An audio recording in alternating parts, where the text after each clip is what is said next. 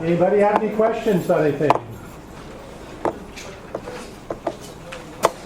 Okay, you have a vested interest in staying engaged for the next 2 class periods when we talk about virus. On the exam, there will be 10 one-point bonus questions on virus. So that's a chance to add up to 10 points to your exam, which is a letter grade.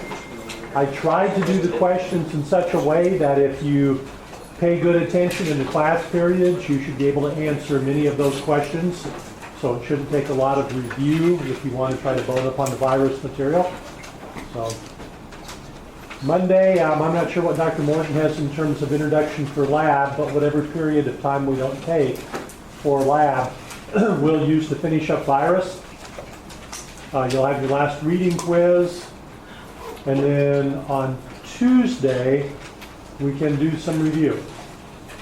Okay? So you're through material now already that you're kind of required to know for the exam on Thursday. So wrapping up. Okay? So I'm going to make you do some work. What do you know about virus already? They're made of protein and DNA. Okay? They're made of protein and DNA. Is that entirely correct? Don't they shoot their like genetic information into the? Don't they like? Okay, let me get back to that in just a second. Let's talk about this protein DNA. It's not necessarily DNA. It's not necessarily DNA. It could be RNA as well. But there is some type of nucleic acid that has to be present in the virus. Do they have both? DNA and RNA? Nope. They either have either DNA as their genetic information or RNA. Okay? Ken? Multiply inside of another living cell. Okay, yeah, and that gets back to what Kyle talked about, okay? So they are working inside of other cells. They really kind of invade cells. And they multiply and make more of themselves. That's really kind of why viruses exist, is to reproduce. What are they when they're outside of the cell? Are they living and reproducing? Nope, they're not. Basically, they're just a bunch of chemicals. Are viruses technically alive? We generally say no. Okay, viruses have some of the characteristics that living things have, particularly the ability to reproduce. They have genetic storage within their structure, but virus can't metabolize, for example. They're not cellular in nature, so technically we don't consider virus to be alive. The only time they show properties associated with living things is when they're inside of another cell. Therefore,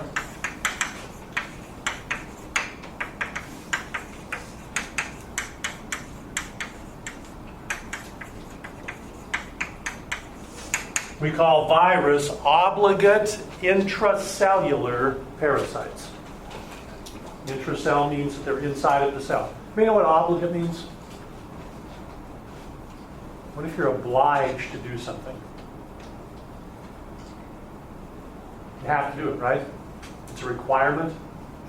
Obligate means absolute. So these are things that only reproduce when they're inside of a living cell. What else you know about them? Good start to the list.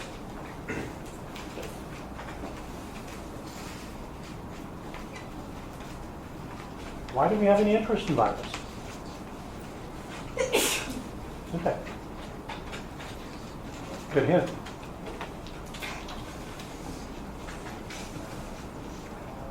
What's the significance of virus? Okay. Potentially harmful. Okay. There are many viruses that cause disease. we call organisms that can cause disease pathogens. Tell me some viral diseases that you're aware of.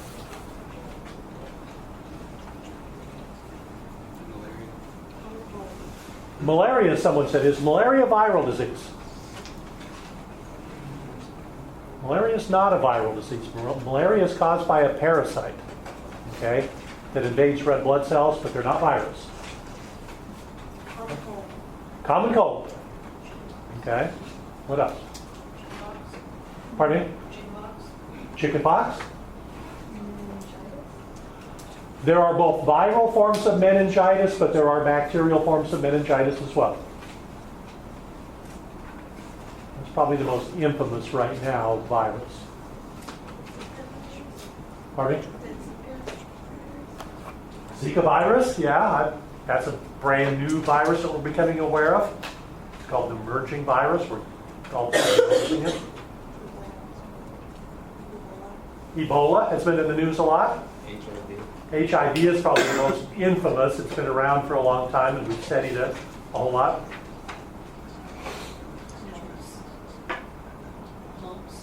Mumps?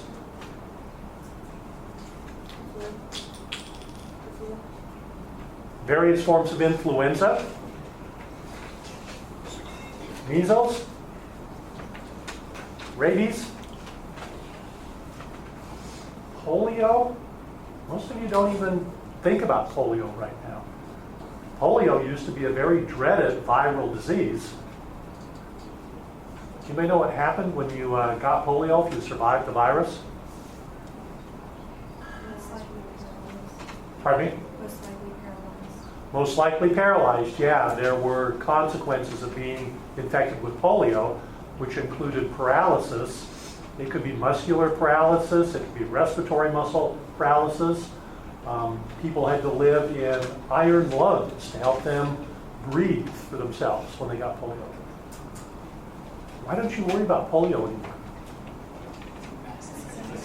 Vaccinations, okay? There are measles vaccinations. There are mumps vaccinations, okay?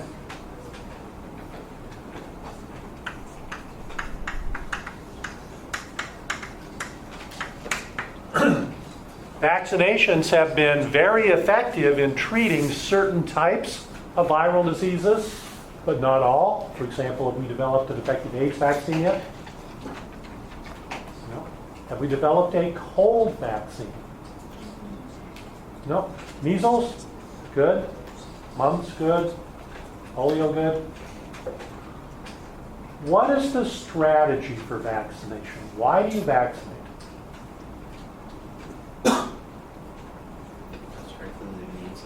To build up your immune system, to educate your immune system. One of the remarkable things about our immune system is that it has a property called memory. And once you have been exposed to an agent like a virus, then the next time you see it or are exposed to it, you can respond much more rapidly. Your first exposure to disease causes you to develop an immune response, but it's pretty slow the first time you ever see it. And if that response is too slow, you could die from the symptoms before you develop immunity. Now, if you do survive, then you have your own natural immunity by being exposed to that particular agent. So what's the strategy we've used? The strategy that we've used is expose you to some inactivated form of that disease agent and trick your immune system into thinking they've seen it before. So you have memory. And then if you see the real thing, you respond very quickly, so quick that you may not even develop any symptoms associated with the particular disease. Does anyone know the first disease that a vaccine was developed against? Way back in the 1700s. How do you do? Yeah, it was a vaccination for something called cowpox. But the nice thing about it was this vaccination for cowpox also worked against smallpox. Okay? So the first vaccine was done back in the 1700s by a guy by the name of Edward Jenner. and he developed the first smallpox vaccine. What was cool about the smallpox vaccine was they could take a little bit of the kind of scabs from a smallpox lesion and put it on a little sharp needle, and then they could just go to somebody who hadn't had smallpox before and scratch their skin, and that introduced that smallpox virus. But it was an inactive form, and therefore you developed immunity against it. That smallpox vaccination was so effective that smallpox has effectively been eradicated from nature. There are a few vials of smallpox for research purposes being held in the United States and the Soviet Union or in Russia. But basically, that is a major success story of vaccination, was the complete elimination of a particular disease. Unfortunately, not all viral diseases we can develop effective vaccine against, because one of the things that happens to virus, and I think this is where you were going, Kyle, is that they mutate or change, and consequently you can vaccinate against one strain, but then if you're infected with another strain or form of that mutated virus, you're going to get sick again. That's what happens with colds. Okay? Every time you get a cold, you become immune naturally to that particular strain of virus that caused your cold. But new strains of virus are constantly evolving, and if you get sick again, it's because you've been infected with a new strain of the cold virus. Same thing is true with influenza. Influenza is constantly changing and mutating, and that's why when they do flu vaccines, every year they've got to put together a little bit different formulation of that vaccine to try to prevent you from the strains of flu that they think are going to be most prevalent in the coming year. So it's a guessing game, and they've got to try to predict, okay, this year what strains of flu are going to be the most problem, and then we'll develop a vaccine against those.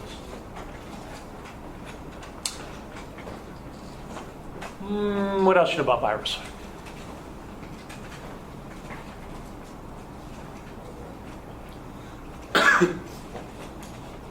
Huh? And some lay dormant for a long time. Yep, some of them can lie dormant. And after they infect the cells, they go into this period of latency, and they just kind of hide there for a long time, and then eventually they start causing problems. That happens with the AIDS virus. You get an initial infection with the AIDS virus, and then you go into this period of latency, and then years later you can start showing symptoms. Herpes virus is like that. Herpes virus can lie dormant for periods of time, and then you can have a new outbreak of it. Have you ever heard of shingles? You know what virus shingles is caused by?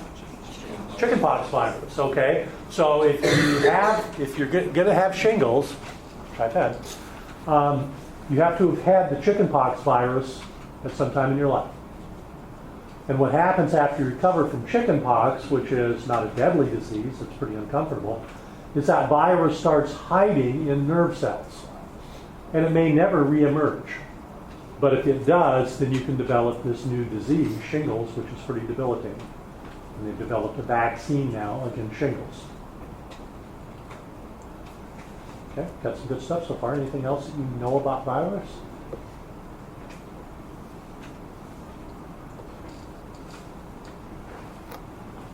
Okay, let's see what we've kind of left off the list here. Oh, they're small. You can only see them with an electron microscope.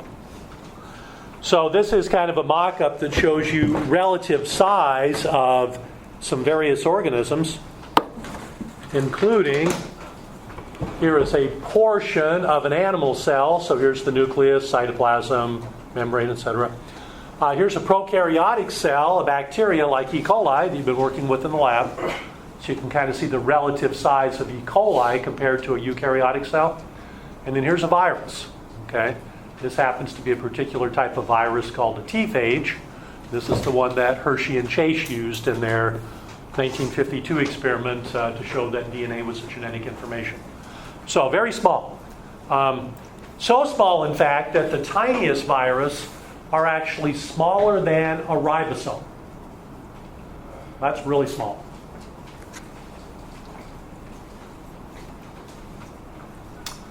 They're not alive. We call them obligate intercellular parasites. And when the virus gains entry into the cell, it basically turns the cell into a virus factory. It reprograms the cell and basically redirects the cell toward one purpose: make more virus. And in doing so, it uses a lot of the host cell things, including enzymes, nucleotides, the host cell ribosomes. It basically comes in and takes over and co-opts the cell. Now, one of the things that you're familiar with is virus in a totally different context, the computer virus. And that's a good analogy, okay? Because what do computer viruses do? If they get into your computer, what do? They take over your computer. And they cause the computer to do things that they want it to do, not what the computer wants it to do. The big problem occurs when you download a virus, when that virus gets inside your computer. If that virus isn't downloaded, it can't hurt. That's the same thing that happens with biological viruses. Is outside the cell, they're just a bunch of proteins and nucleic acids. They can't hurt the cell. But if they get into the cell and infect it, then the problem occurs.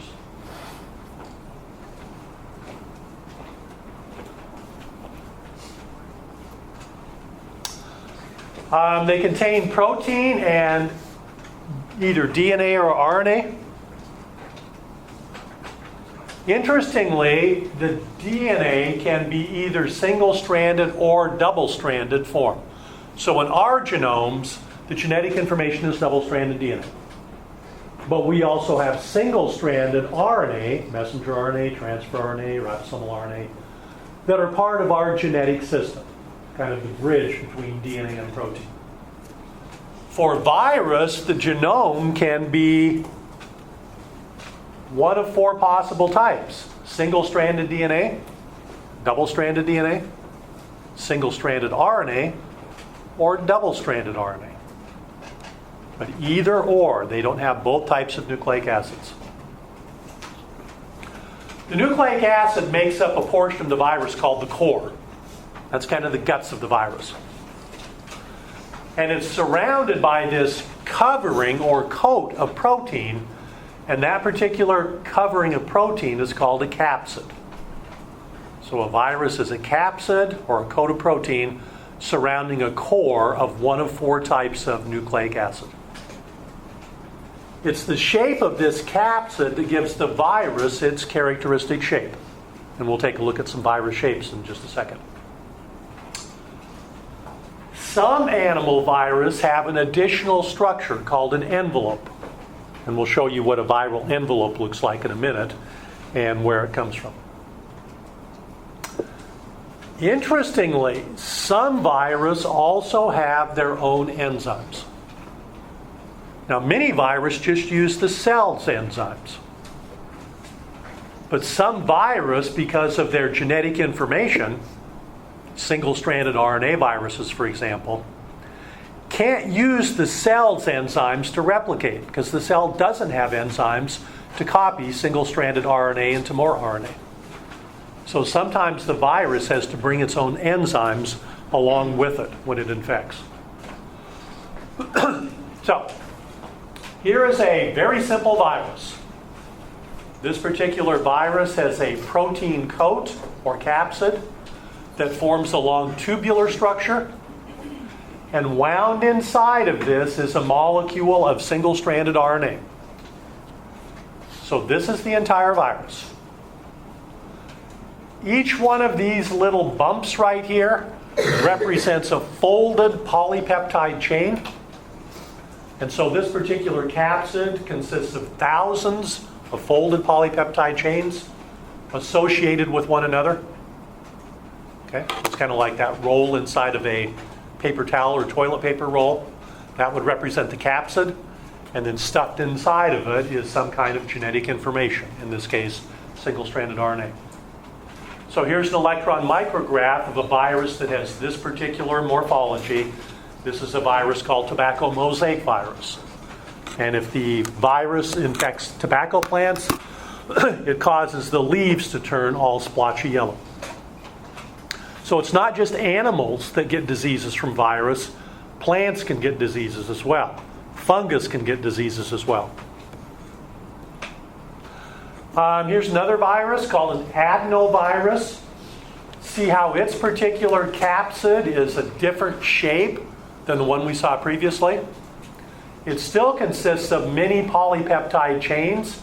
Each one of these little circles is a folded polypeptide chain. Those particular units of the capsid are called the capsomer. Don't worry about remembering that. And then this one is kind of interesting. In addition to these capsid proteins, there are these little spikes sticking out of the capsid. And these are glycoproteins. Those are sugar-containing proteins. We didn't see that before on the previous slide. That tobacco mosaic virus doesn't have these little spikes. What are these little spikes? A lot of them are receptors. They allow them to bind to cells. And that's something that's pretty important. If a virus is going to infect a cell, it's got to attach to it. No attachment, no infection. So the virus receptors have to match up with cell receptors. There's got to be a complementarity. And if a virus doesn't have proper receptors to match your cells, it won't infect them. So many viruses are therefore species specific.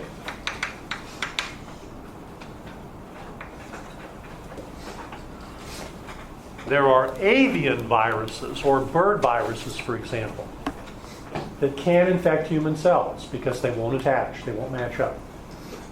And you could rub avian virus all over your skin and you'd never get sick as a result of it, unless it mutated. One of the things we'll talk about later on is sometimes viruses mutate so they can then infect new species. And so a bird virus all of a sudden can infect humans. And that's happened in several of the influenza viruses that originally were restricted to birds and now can infect humans as well. And that starts to get you into some kind of scary stuff. Here is the T phage. Pretty complex capsid with a head, sheath, tail fibers, etc. Here the DNA is packaged up in this head of this capsid. Basically, this is kind of a hypodermic syringe. And when this virus attaches to a bacterium, this whole thing contracts like a hypodermic needle and plunges the nucleic acid into the cytoplasm of the cell. There's an electron micrograph of the T phage. Here's an influenza virus. Influenza virus has another wrinkle. Packaged into this influenza virus are several infectious particles.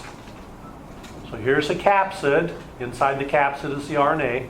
And there are several of these infectious particles surrounded by this envelope. The envelope's made out of lipid. Where does that come from? That comes from the cell membrane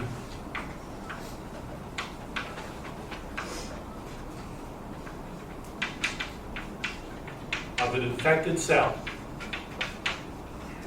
We'll see how viruses pick up that membrane in a minute.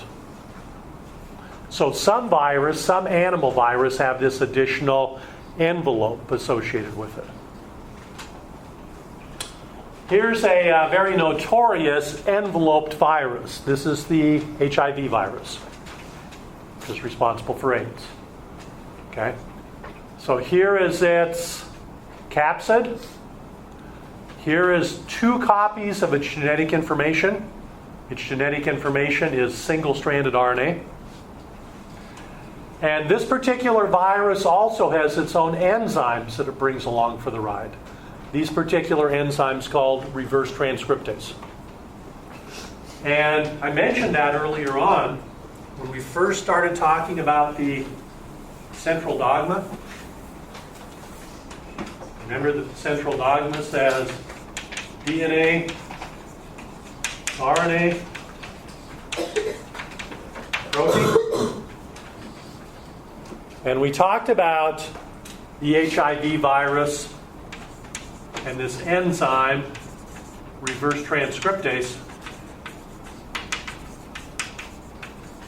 because these viruses have the ability, because of their unique enzyme, to copy RNA back into DNA. So these are exceptions to that central dogma.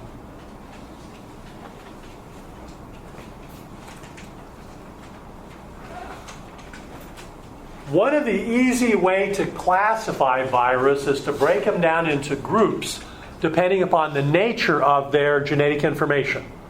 So there are double-stranded DNA virus. There are single-stranded DNA virus. There are double-strand RNA virus. And then there are several subcategories of single-strand RNA virus. Many of these are kind of nasty, pathogenic organisms. You can see rabies down here, measles, mumps, influenza, HIV viruses, RNA tumor viruses. These RNA viruses are some of the nastier viruses in terms of human health threats. Okay, we talked about host specificity. There are viruses that infect animals, obviously. There are plant virus. There are bacterial virus. And again, that host specificity can be broadened if a virus mutates in such a way that it's able to attach to the cells of a new type of organism. Avian viruses mutating so that they can infect humans. Pig viruses mutating so they can infect humans.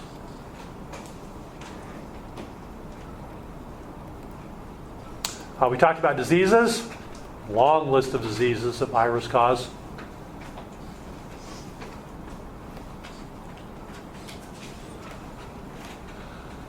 This particular virus, SARS, was in the news probably about somewhere between 10 and 20 years ago. SARS stands for Sudden Acute Respiratory Syndrome, and it caused very, very bad respiratory infections. Here is the SARS virus. It's a type of virus called the coronavirus. And these little spikes sticking out of the capsid of the virus are attachment sites to attach to human cells. SARS had its origin in the Far East, Japan and China. And the outbreak became so serious that in many of those Far Eastern countries, for several months, most people had to wear masks anytime they went out in public. Those masks helped to filter some of the air that you were breathing, because this was a virus that could be transmitted human to human by respiratory transmission. So the virus had become airborne. They even put some restrictions when the SARS epidemic was at its height on plane travel, hoping to keep that particular virus contained to the Far East. And one of the things that they did was they set up thermal imaging at airport checkpoints, and they basically took your temperature, and if you had a fever, you couldn't board a plane because they were afraid that you might be infected with the SARS virus. We'll talk a little bit more about some influenza viruses. There was a 2009 worldwide pandemic of this particular virus called the H1N1 virus. Same kind of thing, thermal imaging to see if you had a temperature, people wearing masks. These particular influenza viruses are scary and nasty because they can cause worldwide epidemics. That's what a pandemic means. This particular virus right here, H1N1, in 2009, was responsible for a type of influenza called swine flu. I can remember very specifically that on campus, Ellis Hall had us all over in the campus center saying, the swine flu is coming, we need to be aware of it, and there were certain precautions that were taken campus-wide to try to minimize the impact if a swine flu epidemic broke out in Franklin College. So not something that is to be trifled with. Here is a tobacco mosaic virus to show you that normal tobacco leaves can become diseased by becoming exposed to that particular virus. Okay, so what happens when a virus infects a cell? Well, we're going to talk about two types of virus life cycles, and the first one is a simpler type. That particular life cycle is called the lytic life cycle. Virus that cause the lytic life cycle are referred to as virulent virus. There are virulent virus that infect plants, animals, bacteria, fungi, you name it. The scary thing about these particular life cycles is that the entire life cycle can happen in as short as 20 to 30 minutes.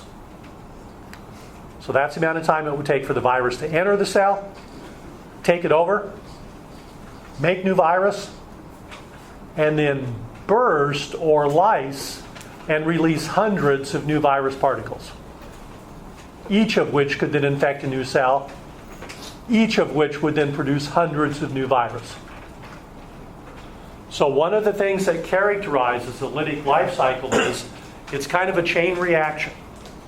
And one virus particle, in a matter of a few hours, can cause hundreds, thousands, millions of cells in the organism to be infected. And every time a new cell becomes infected, it produces several hundred new virus, which are released and then can infect new cells.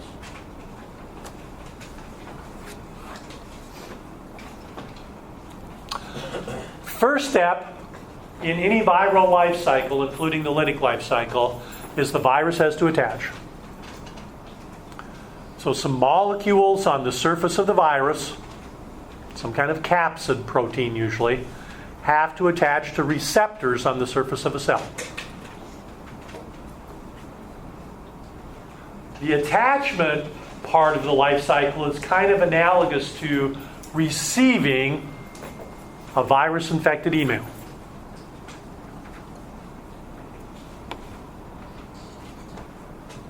The next step in the process is the genetic information getting into the cell. That's analogous to opening that attachment or email that has the virus embedded in it. If it's a T phage, then the genetic information is just injected. And remember that capsid stays outside the cell and kind of hangs on it, kind of like a ghost. But the genetic information has been injected. For animal viruses, the whole virus particle is oftentimes taken in by the process of endocytosis. It thinks it's food. Okay?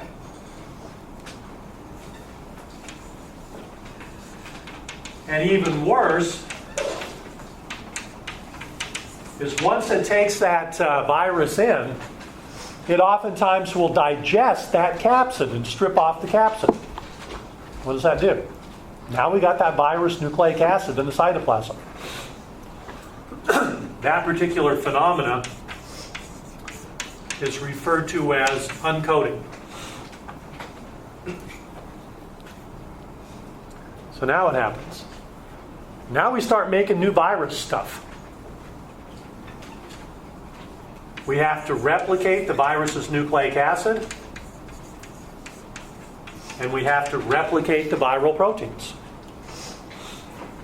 So basically, the genetic information has turned the cell into a virus factory and uses the cell's ribosomes, its ATP, its nucleotides, probably its enzymes, to just copy tons and tons of viral nucleic acid and protein. So the cell starts filling up with these molecules. At some point, they all have to come together to make a virus. The proteins have to assemble around a piece of genetic information. That particular phenomena is called self-assembly. And it's spontaneous. It happens on its own. So at a key point in time, all these viral components start assembling into the infectious virus particle. Now, this might seem kind of weird that these complex structures, a virus, can spontaneously assemble out of these molecules. But it happens in normal cells all the time. Where does it happen? Think about it for a second. In your genome, you have genes for ribosomal RNA. They're transcribed into various ribosomal RNAs. And they're exported out into the cytoplasm. Various proteins are produced, which are functional parts of ribosomes. They're also out in the cytoplasm. At some point in time, the ribosomal RNAs and the proteins self-assemble into the small and large ribosomal subunits. So that's very analogous to what happens when a virus self-assembles. Why does this happen? Because the assembly is more thermodynamically stable, lower free energy, than the individual components are by themselves. So they're going to tend to come together and form those structures, a ribosome, a virus.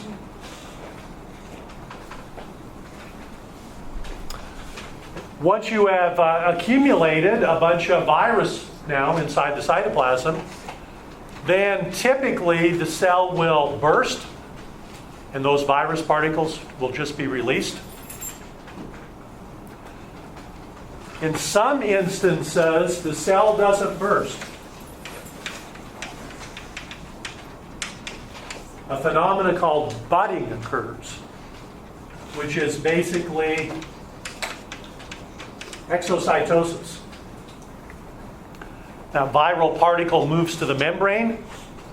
It is surrounded by a piece of the membrane to form a vacuole, and then that vacuole is just spit out of the cell, and it contains the virus particle inside.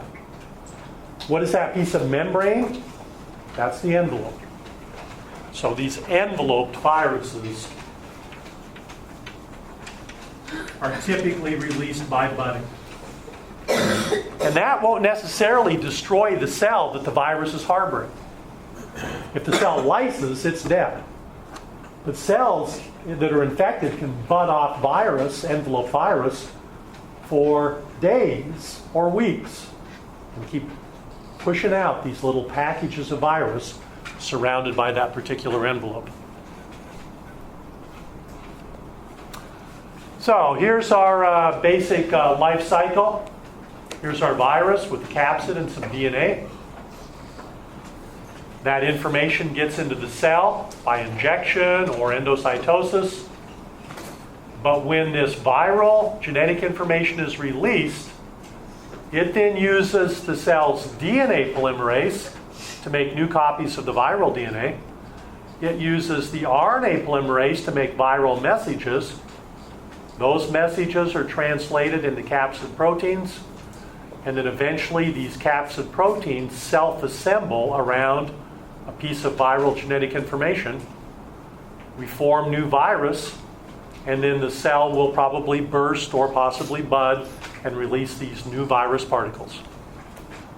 20 or 30 minutes. That's pretty fast.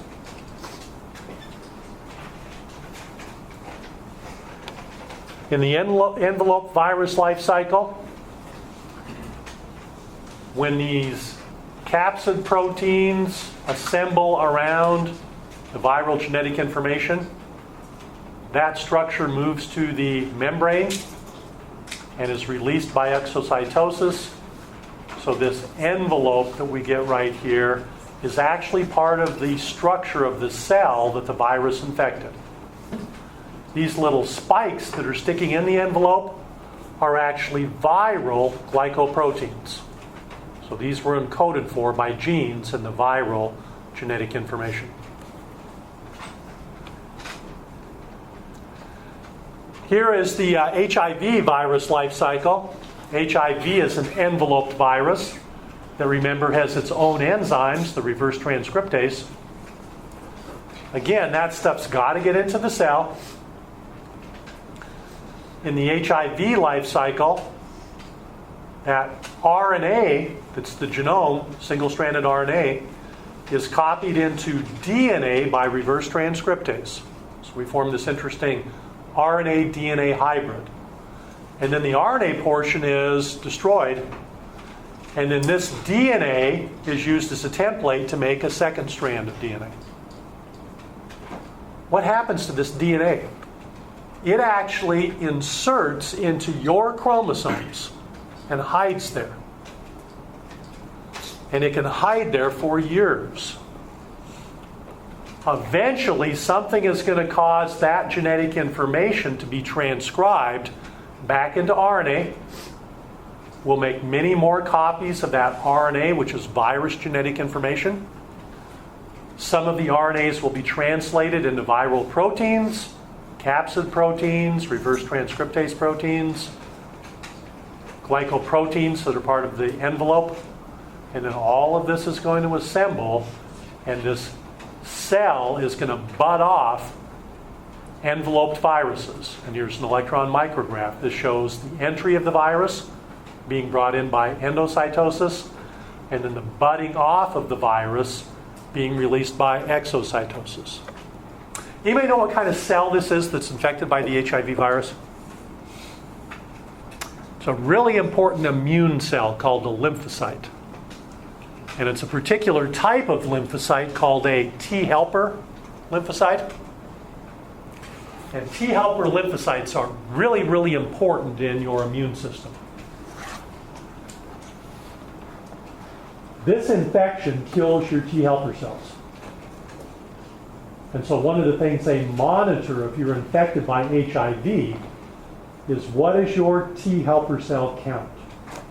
And it starts to plummet over time. And if you don't have T helper cells, you don't have an immune system. And so what do you actually end up dying from? You die from infections that your immune system would normally be able to fight off. But you don't have a good functioning immune system. You have a deficiency in your immune system. That's what the disease AIDS is. Acquired immunodeficiency syndrome. How do you acquire it? You get infected by this virus. What does it do? It kills your T helper cells. What does that do? Knocks out your immune system. And so people start dying from all of these weird cancers or other conditions, which we just normally don't see in the population. Why? Because immune systems normally deal with them. And that is how AIDS was originally diagnosed, was they started seeing these clusters of weird cancers and other deadly diseases developing in certain populations, originally in Haiti. Then they found out in intravenous drug users and homosexual males. And they started tracing this back to a common denominator, and the common denominator was all of these people have been exposed and infecting one another with a particular virus, the HIV virus. Okay, probably a good place to break off right now. So we will finish up here on Monday. So Monday, your quiz, your reading quiz, only contains that one section of Chapter 9, the one that has to do with cancer and the cell cycle. That'll be your last quiz. Okay?